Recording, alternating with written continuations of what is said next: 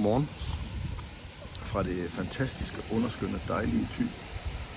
Jeg hedder Peter, og jeg er efterskolelærer, læreruddannet, har en følgesvejlederuddannelse, er jæger, er jagttegnsinstruktør, både på efterskole og som i kommunale tilbud.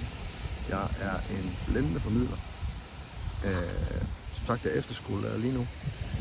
Per 1. august skal jeg faktisk starte en stilling som naturvejleder i kommunale tilbud i Esbjerg Natur, eller i Esbjerg Kommune, medmindre jeg selvfølgelig skal lave noget helt andet.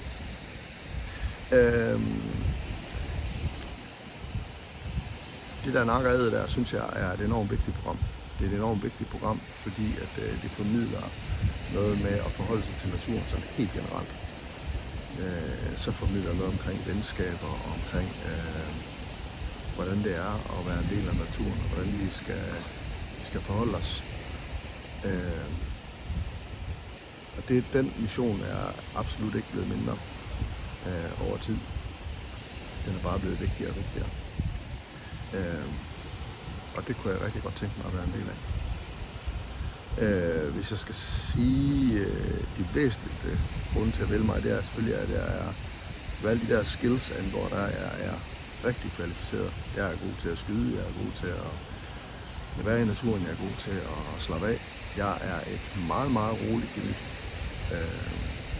Jeg skal meget til at bringe mig ud af fatning. Det eneste grund til, at man ikke skulle vælge mig, det er, at snakkeriet skal fortsætte som det er. Så er jeg faktisk rimelig okay til at lade mad.